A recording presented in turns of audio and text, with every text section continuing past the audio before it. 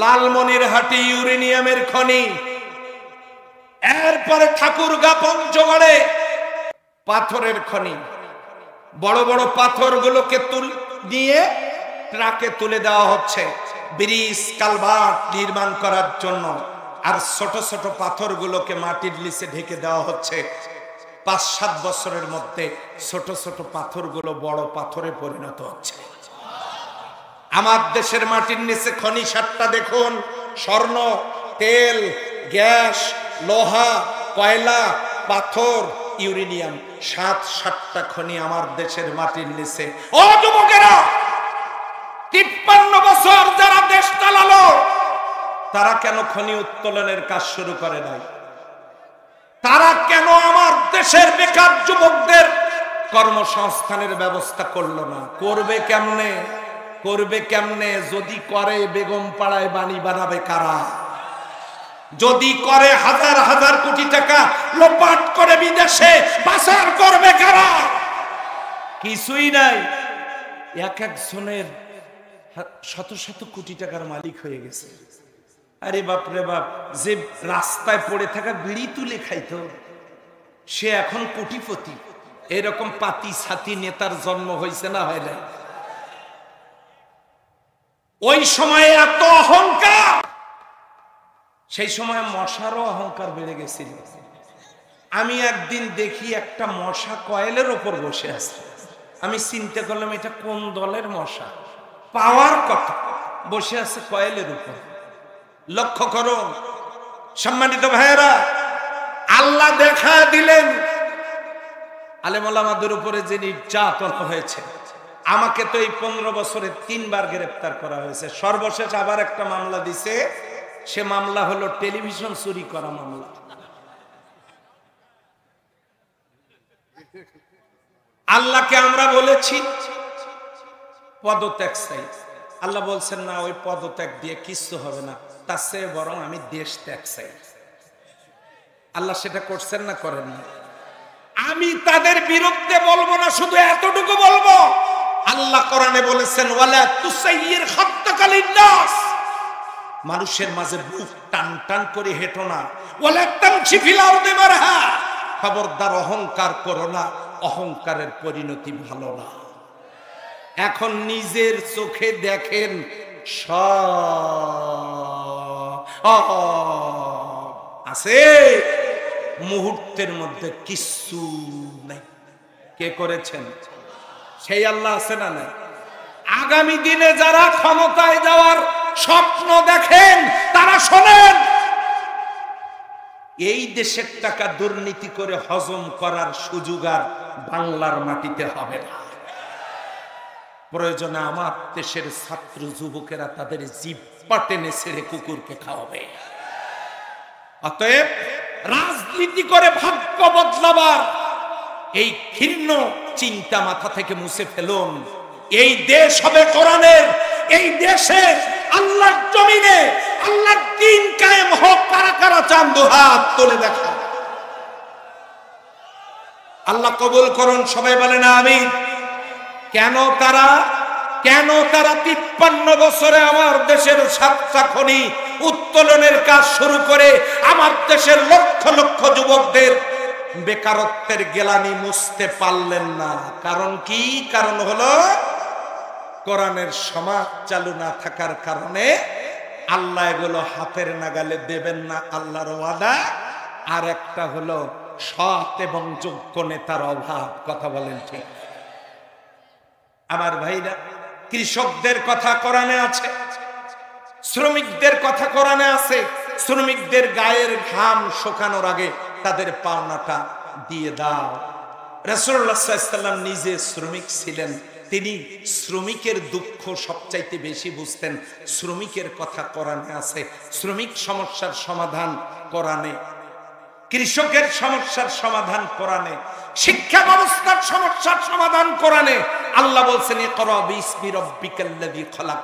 নামাজের ফরজ আগে না, রোজার ফরজ আগে না, হজের ফরজ আগে না, যাকাতের ফরজ আগে না, পোশাকের ফরজ আগে না, প্রথম ফরজে ইকরা। পড়ো পড়ো পড়ো এবং পড়ো। শিক্ষা সমস্যার সমাধান কোরআনে, সুবহানাল্লাহ বলবেন না? এরপরে অমুসলিমদের সমস্যার সমাধান কোরআনে। অমুসলিমরা ইসলামী রাষ্ট্রে ডিম যেমন কুসুম যেমন ডিমের ভিতরে নিরাপদ, কোরআনের সমাজে মুসলিম রাষ্ট্র ইসলামী রাষ্ট্রে অমুসলিমরা তেমনি নিরাপদ। সম্রাট জাহাঙ্গীর এমনিতেই তো মুসলমানদের কাছে অমুসলিমরা নিরাপদ। সম্রাট জাহাঙ্গীরের কাছে একজন বুড়ি মহিলা অমুসলিম এসে বল, আমার ছেলে আপনার সেনাবাহিনীতে চাকরি করে, বাড়িতে আমি এবং আমার সুন্দরী পুত্রবধূ এই দুইটা মহিলা আমরা বাড়িতে থাকি, কিন্তু গতকালকে রাত্রে কে বা কারা আমার সুন্দরী পুত্রবধূর সতীত্ব নষ্ট করার জন্য, আমার স্ত্রীর আমার ছেলের বউ আমার পুত্রবধূর সতীত্ব নষ্ট করবার জন্য কে বা কারা আমার পুত্রবধূর উপরে রাত্রে হামলা চালাইছে, কিন্তু তার সতীত্ব নষ্ট করতে পারে নাই। যে কোনো সময় আবারও হামলা হতে পারে। মনে রেখো, আমার পুত্রবধূর চরিত্র সতীত্ব যদি নষ্ট হয়ে যায়, তোমরা যে আল্লাহর ইবাদত করো ওই আল্লাহর কাছে তোমাকে ছাড়বো না। তুমি যদি আমার পুত্রবধূর সতীত্বের গ্যারান্টি, মর্যাদা, সুরক্ষার ব্যবস্থা করতে না পারো, আমাকে সুযোগ দাও, তোমার এই রাষ্ট্র ছেড়ে আমি যেন অন্য কোথাও চলে যেতে পারি। সম্রাট জাহাঙ্গীর ডাক দিয়ে বলেন, বুড়িমা আপনার বায়োডাটাটা লিখে দেন। বুড়ি তার ঠিকানা লিখে দিয়ে চলে গেল। রাত্রি যখন নেমে আসলো, সম্রাট জাহাঙ্গীর ওই বুড়ি মহিলার বাড়িতে, ওই বুড়ি মহিলার ঠিকানা অনুযায়ী বাড়িতে গিয়ে দেখেন প্রাচীরের আড়ালে একটা ঘোড়া দাঁড় করানো, ভিতর থেকে আওয়াজ আসতেছে বাঁচাও বাঁচাও বলে। সম্রাট জাহাঙ্গীর প্রাচীর টপকায় ভিতরে ঢুকলেন। ঢুকে দেখেন বুড়ি মহিলা একটা ডিয়ার জ্বালায়া, বাতি একটা জ্বালায়া থরথর করে কাঁপতেছে বুড়ি মহিলা। সম্রাট জাহাঙ্গীর বলেন, বুড়ি মহিলা বাতি নিভাও। বাতি নিভানো হলো। সম্রাট জাহাঙ্গীর তরবারিটা কোষ মুক্ত করলেন, খোলা তরবারি। এবারে রুমের মধ্যে ঢুকেছেন, ওই অমুসলিম পুত্রবধূর রুমের ভিতরে ঢুকে দেখেন একজন যুবক ওই সুন্দরী তন্নি যুবতীর সতীত্ব নষ্ট করার জন্য চেষ্টা করছে। এবারে সম্রাট জাহাঙ্গীর পিছন দিক থেকে মাথার চুলগুলো টেনে ধরে এমন জোরে গর্দানের উপরে কোপ মেরেছে, বডি থেকে যুবকের কল্লা আলাদা। কাটা কল্লাটা নিয়ে ঘরের বাইরে এসে বুড়ি মহিলাকে বলতেছেন, বুড়িমা বাতি জ্বালাও। আবারও বাতি জ্বালানো হলো। সম্রাট জাহাঙ্গীর ভালো করে পরীক্ষা করে দেখলেন এই খণ্ডিত মস্তকটা কার, বডি থেকে বিচ্ছিন্ন মাথাটা কার। ভালো করে পরীক্ষা করে দেখার পর বললেন আলহামদুলিল্লাহ। এরপর বললেন, বুড়িমা আমাকে এক গ্লাস পানি দাও। তিনি পানি পান করে যাওয়ার সময় পরিচয় দিয়ে বললেন, আমি সম্রাট জাহাঙ্গীর, কালকে সকালবেলা তোমার পুত্রবধূকে নিয়ে তুমি আমার প্রাসাদে এসো। বুড়ি মহিলা যখন সম্রাট জাহাঙ্গীরের প্রাসাদে গেলেন পুত্রবধূকে সাথে নিয়ে, এবারে সম্রাট জাহাঙ্গীর বললেন, বুড়িমা গতকালকে তোমাকে বাতি নিভাতে বলেছিলাম, কেন জানো? না তা তো জানি না। বাতি নিভাতে বলেছিলাম এই জন্য, আমার বাড়ির এত নিকটে তোমার পুত্রবধূর সতীত্ব নষ্ট করার কামটা আমার ছেলে ছাড়া অন্য কেউ করতে পারে না আমি মনে করেছিলাম।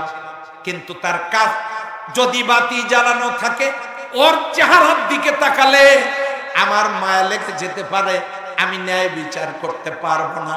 কিন্তু বাতি জ্বালায়া দেখি সন্তানটা আমার না। আমি বলেছি আলহামদুলিল্লাহ। এরপর তোমার কাছ থেকে আমি পানি চেয়েছিলাম, তোমার কি মনে আছে? বুড়ি মহিলা বলেন, আমার মনে আছে। এবারে সম্রাট জাহাঙ্গীর বললেন, বুড়িমা পানি আমি এই জন্য চেয়েছিলাম যখন তুমি আমাকে বলেছো তোমরা যে আল্লাহর বন্দিগি করো, গোলামি করো, আমার পুত্রবধূর সতীত্ব যদি নষ্ট হয়ে যায় কিয়ামতের দিন তোমার আল্লাহর দরবারে তোমাকে ছাড়বো না। এই কথা শোনার পরের থেকে, তখন থেকে ঘটনার সঠিক বিচার না করা পর্যন্ত আমি জাহাঙ্গীর এক ফোঁটা পানিও পান করি না। এরপর সম্রাট জাহাঙ্গীর মাথার মুকুটটা খুলে অমুসলিম পুত্রবধূর পায়ের কাছে রেখে দিয়ে বলতেছেন, বুড়িমা, আমি সম্রাট জাহাঙ্গীরের মাথার মুকুটের চাইতে তোমার পুত্রবধূর সতীত্বের মর্যাদা আমার আল্লাহর কাছে লক্ষ কোটি গুণ বেশি। আমার ভাইরা, ইসলাম অমুসলিমদেরকে মর্যাদা দিয়েছে। এতদিন পর্যন্ত অমুসলিমদেরকে বোঝানো হয়েছিল টুপিওয়ালারা যদি পাওয়ার পায় তোমাদের এই দেশ ছাড়া করবে, থাকা হবে না।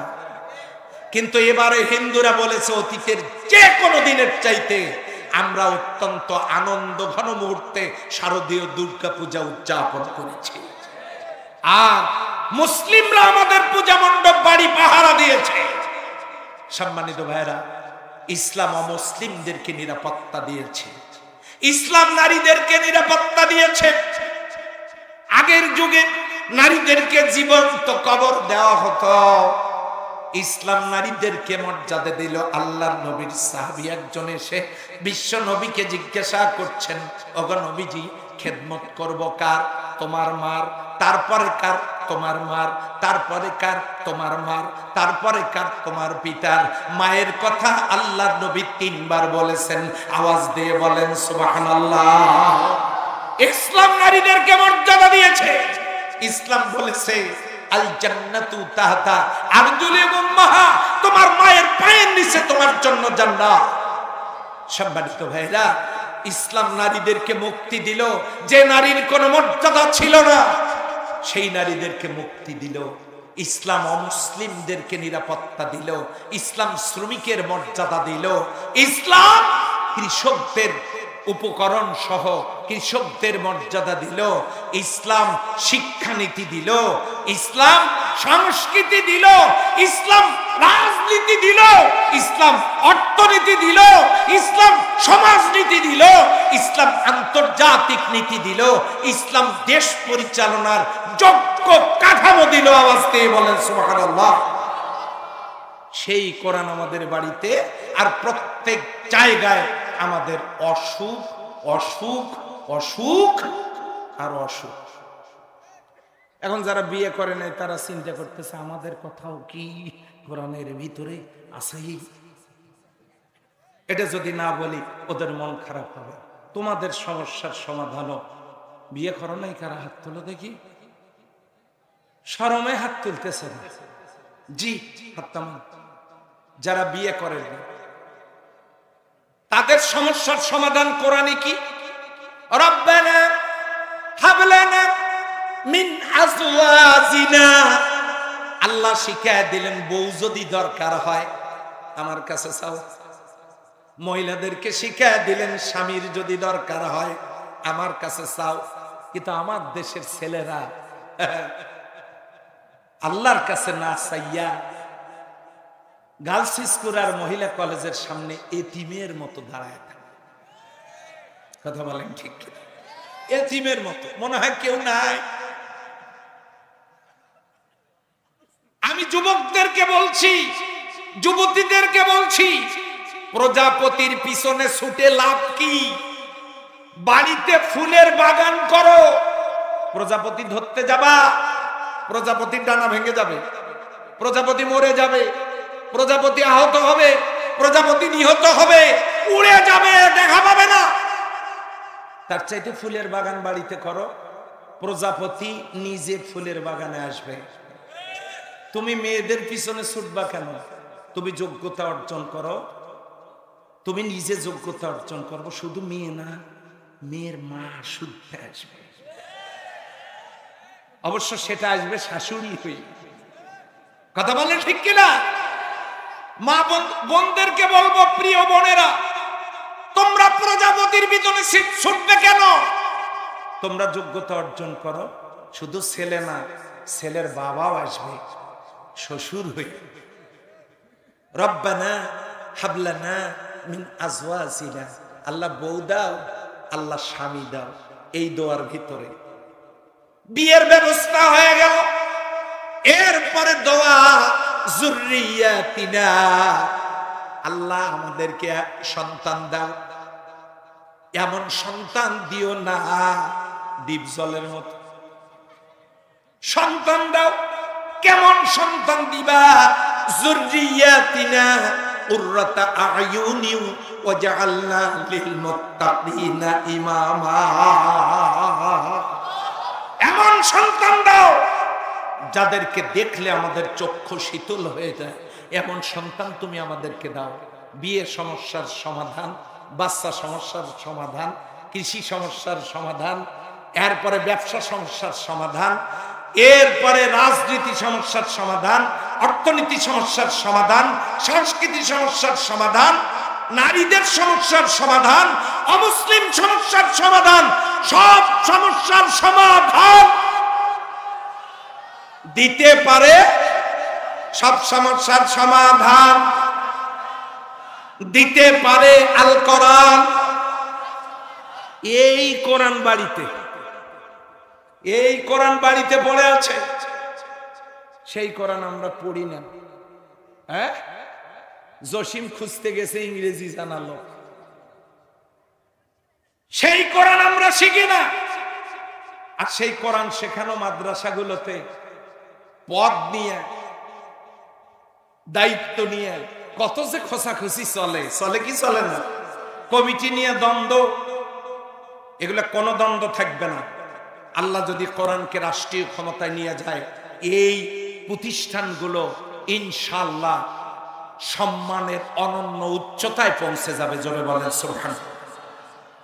সম্মানিত ভাইরা, এই জন্য আল্লাহ বলছেন অনুনাজ্জিলু মিনাল কুরআনি মা হুয়া শিফাউন ওয়া রাহমাতুল লিল মুমিনিন। অনুনাজ্জিলু মিনাল কুরআন মা হুয়া শিফা, এই নাজিল করা কোরআন সব রোগের মহৌষধ। এটা মুমিনদের জন্য রহমত। কোরআন আমাদের জন্য রহমত হোক, এটা কি আমরা চাই? আওয়াজ দিয়ে বলতে হবে, ও যুবকেরা চাই। তাহলে শর্ত হলো 5টা। জোরে বলেন কয়? অভ্যাস করেন। সামনে তো আসতেইছে। কোন দলের সিঙ্গারা মার্কা কর্মী হওয়া যাবে না। সিঙ্গারা মার্কা কর্মী হয়ে কি করবে? হ্যাঁ, বিস্কিট জিন্দিগি খান নাই, চা খান নাই, টাকা নাই, রোজা রাখেন, পরনে কাপড় নাই, ছেঁড়া কাপড় তালি দিয়ে পড়েন, তারপরেও কারো সিঙ্গারা মার্কা কর্মী হয়েন না। ওই যে আমাদের পীরগঞ্জে একটা ভোটের আয়াত নাজিল হয়েছে, দেখি এদিক আছে নাকি, বলবো আসতে কম। হ্যাঁ, আমাদের পীরগঞ্জে আছে, এদিক নাও থাকতে হবে। আছে আছে, এদিকও আছে। এই দেখেন, মাইয়াশফা শাফাতান হাসানাতান ইয়াকুন লাহু নাসিবুম মিনহা। যে ব্যক্তি ভালো কোনো লোককে ভালো কাজের ব্যাপারে সুপারিশ করবে, মতামত দেবে, রায় দেবে, ভোট দেবে, সিল মারবে, ইয়াকুন লাহু নাসিবুম মিনহা, ওই ভালো লোকটা যত ভালো কাজ করবে সমস্ত ভালো কাজের সওয়াবের অংশ ভোটদানকারীর আমলনামায় আল্লাহ পৌঁছায় দিবেন। ওয়া মাইয়াশফা শাফাতান সাইয়্যা, যদি কেউ খারাপ লোকের কে রায় দেয়, ভোট দেয়, সিল মারে, মতামত দেয়, হ্যাঁ, ইয়াকুল্লাহু কিফলুম মিনহা, ওই লোকটা নির্বাচিত হয়ে চেয়ারে বসে যত পাপের কাজ করবে, যত গম মারবে, যত দুর্নীতি করবে, যত সম্পদ আত্মসাৎ করবে, যত খারাপ কাজ, জেনা ব্যভিচারী, মদ জুয়া এগুলো চালু করে পাপের কাজ হবে, এই পাপের অংশ ভোটদানকারীর আমলনামায় কিফলুম মিনহা, ভোটদানকারীর আমলনামায় চলে যাবে। সূরা নিসা 85 নম্বর আয়াত আমাদের পীরগঞ্জের কোরআনে আছে। এদিকে নাও থাকতে পারে, দেখেন এখন কেউ কেউ মনে করতেছে ওই জন্য আমি ভোট সেন্টারে যাবই না। কে ভালো কাজ করবে কে মন্দ কাজ করবে কে জানে। যারা যাবে না তার কি হবে শোনেন, তার কি হবে সেটাও শোনেন। ওই লোকটা ভোট দিতে গেলে সৎ মানুষটা নির্বাচিত হইতো, যায় নাই তাই নির্বাচিত হয় নাই। চেয়ার কি ফাঁকা থাকবে? আর একজন খারাপ লোক ওই চেয়ারে বসবে। ভালো লোক নির্বাচিত হতে পারল না, যার কারণে চেয়ার ফাঁকা থাকলো না, যার কারণে টোটাল কাজটাতে যত পাপ হবে সুযোগ আসার পরেও ভোটদান থেকে বিরত ওই লোকটার আমলনামায় সব গুনাহ খুচরা পাইকারি ওই জায়গায় গিয়ে জমা হবে। সম্মানিত ভাইয়েরা, এখানে আমি দাঁড়াই নাই, ভোটও আপনাদেরকে দিতে বলছি না, আপনারা একটু চিন্তা করবেন।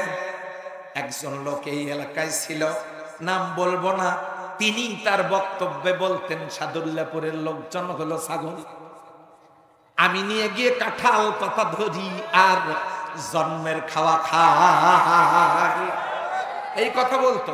আপনাদেরকে ছাগল বলতো, কাঁঠাল পাতা মানে টাকা, উনি টাকা বিতরণ করতেন আর সাদুল্লাপুরের লোকেরা নাকি খাইতো। ওখানে উন্নয়নের দরকার নাই, শুধু কাঁঠাল পাতা দিলে হয়। তাহলে আপনি কেন কারো সিঙ্গারা মার্কা কর্মী হবেন? কেন আপনি কারো বিস্কিট খাবেন? কেন আপনি চা খাবেন? আপনি কি জীবনে খান নাই? এবার একটা সুযোগ এসেছে, আল্লাহর জমিনে আল্লাহর দ্বীন কোরআনের আইন চালুর একটা সুযোগ এসেছে। এই সুযোগ কাজে লাগায় বাংলার জমিনে কোরআনের আইন চালু হোক, এটা কারা কারা চান? দুহাত তুলে দেখান। আলহামদুলিল্লাহ। এবারে লক্ষ্য করুন, আল্লাহর কোরআন আমাদের জন্য শেফা হোক, এটা কি আমরা চাই? উপায় যেন কয়টা?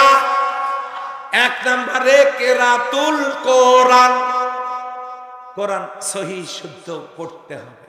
দুই নম্বরে তেলাওয়াতুল কোরআন, বুঝে শুনে পড়তে হবে। তিন নম্বরে ফাহমুল কোরআন, কোরআন নিয়ে গবেষণা করতে হবে, ভাবতে হবে।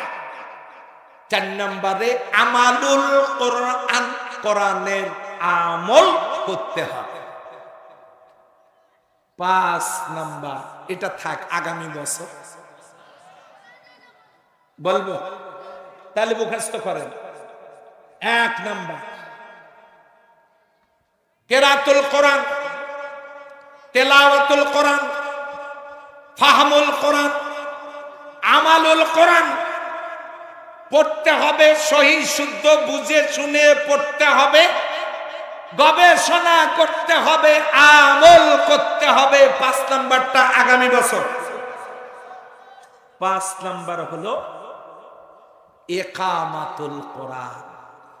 ইকামাতুল কোরআন কি? কায়েম কি? পড়ে থাকা জিনিস তুলে দাঁড় করানোর নাম হলো কায়েম করা।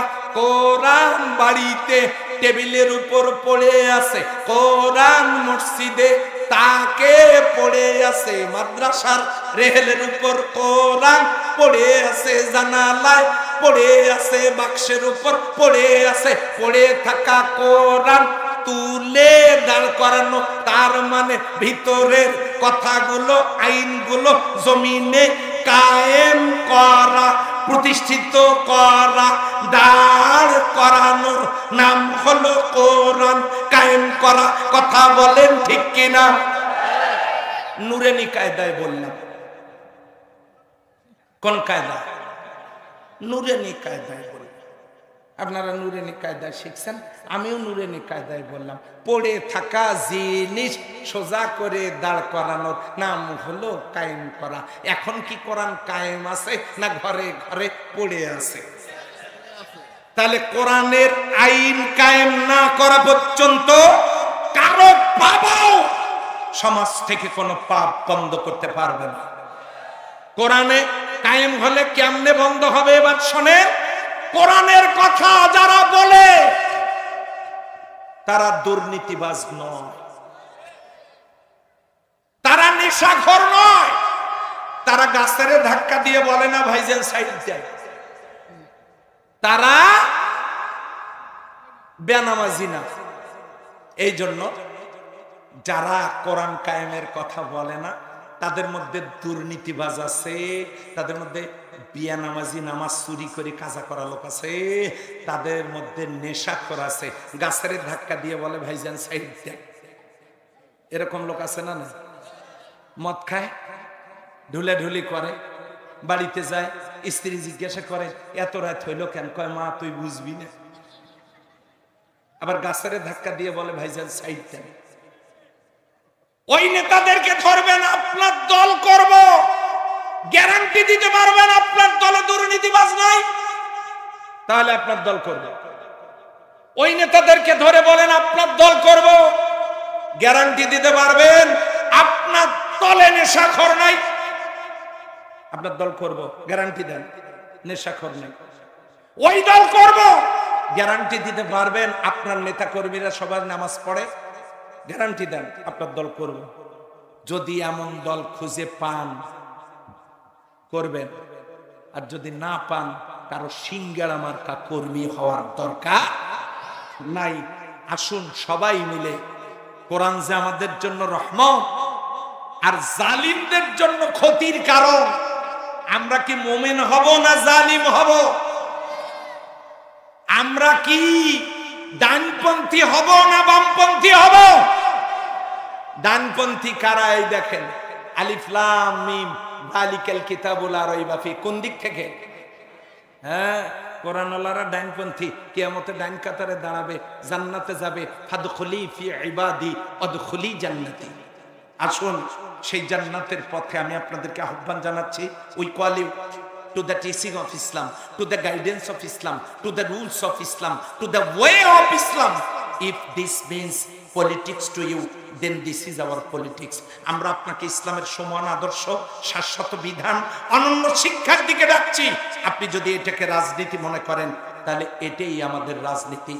নারী পুরুষ জাতি ধর্ম বর্ণ নির্বিশেষে আসুন কোরআনের সব সমস্যার সমাধান পাওয়ার জন্য কোরআনের সমাজ কায়েম করি, সমাজকে আলোকিত করি, নিজেরা আলোকিত হই। আমি সহ আল্লাহ আমাদের সকলকে কবুল করুন বলে আমিন।